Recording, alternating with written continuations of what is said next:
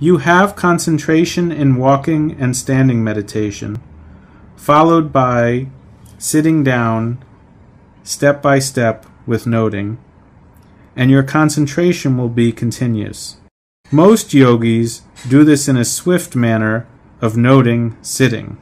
When I ask, how did you note and what did you notice, they cannot answer because they weren't paying close enough attention.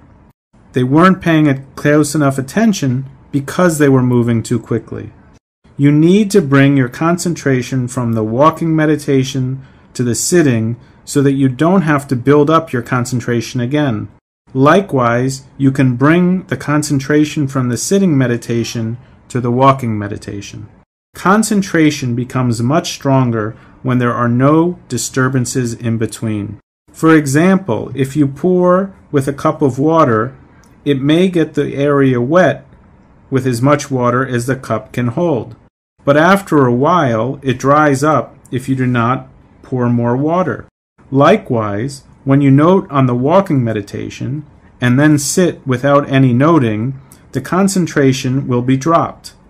Later, when you do sitting meditation, you will have to build up the good concentration again. However, if you stand up without noting, the concentration will be lost again. Thus, it is essential to maintain the momentum of your concentration. Yogis have to follow strictly and respectfully what we have covered here: walking, standing, turning, with proper amounts of 2 or 3 steps of noting in the walking. By keeping standing meditation before each session of sitting, step-by-step noting on the knees and sitting down, your concentration will be and remain connected. The yogi will come to understand that noting on sitting and walking is not different. He or she will hardly miss a note in all postures, and they will have more or less continuous noting. At this stage, the yogi's insight will progress. The duration of the retreat is not counted here. Some yogis practice for a year with no progress. Why? Their noting is on and off, while others are able to note continuously and make progress very quickly. That's why it's very important to connect your concentration between walking and sitting. In other words, the yogi needs continuous mindfulness and noting. Do not be concerned about the length of your retreat. What's more important is to have continuous mindfulness, which will allow you to make quick progress. If you do it casually, you will miss some noting in standing and walking. For example, when you're queuing for the food, if you become impatient because other yogis are moving very slowly, then you must use standing meditation and note standing, being aware of the various sensations throughout the body. If your mind becomes impatient, note the impatient, and then return to the sensations of standing and the sensations in the body. So try your best. Another factor is for yogis to act or to move like they are a sick person. When you are sitting down, use your hand as a support. Keep your hand beside you to give you balance as you sit down. Do not feel embarrassed to do so. Embarrassment occurs because we are watching others. Vipassana is about watching yourself and not others. As long as you are watching yourself carefully, there is no one around but yourself. What's more important is to find out the Dhamma in you. Do not be concerned about your surroundings. In interview questions, every aspect of your day may not be covered due to time constraints. Instead, you may focus on reporting just the rising and falling. As such, some yogis find themselves quite limited. But meditation is for you to come to know yourself and later to report your teacher. So whether the teacher is asking or not, you have to make sure you cover all details in your own practice. Some yogis are only paying attention to the rising and falling for the sake of reporting. Once they have something to say, they are happy and relaxed for that day and don't continue the practice with the same intensity that helped them to develop the insight in the first place. So, if you have success and see something in your practice, then keep up the method that has led to that success. Reporting to the teacher is the main purpose for those yogis that get too excited when they experience something. But actually, it is for you to know and report to the teacher what you have come to know. Some diligent yogis cannot even remember everything they have experienced, since they have seen so many things clearly in their practice. Not to worry if it happens like this. What's important is that you know. Just report what you know and can recall.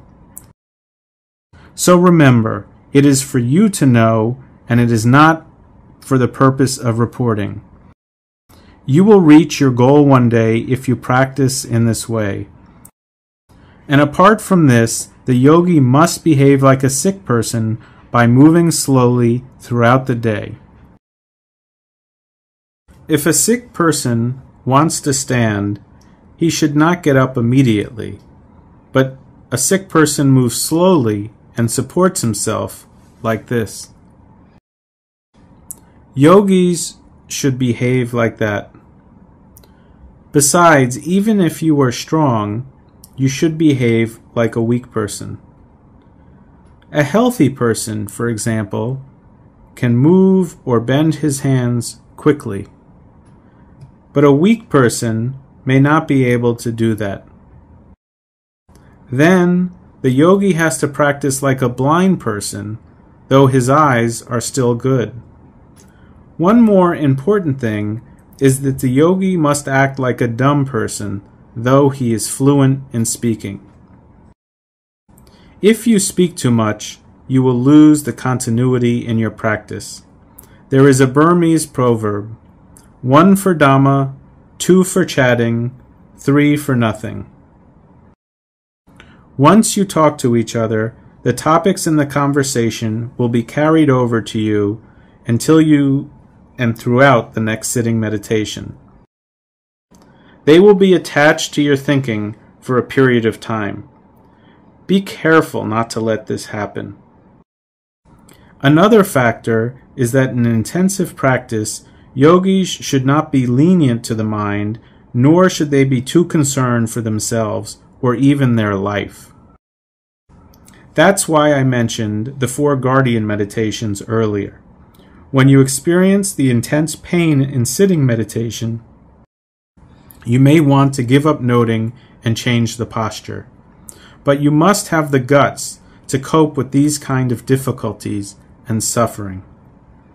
Yogis will have to cope with difficulties like sluggishness and sleepiness at first, followed by unpleasant sensations or pain. These must be overcome by means of noting.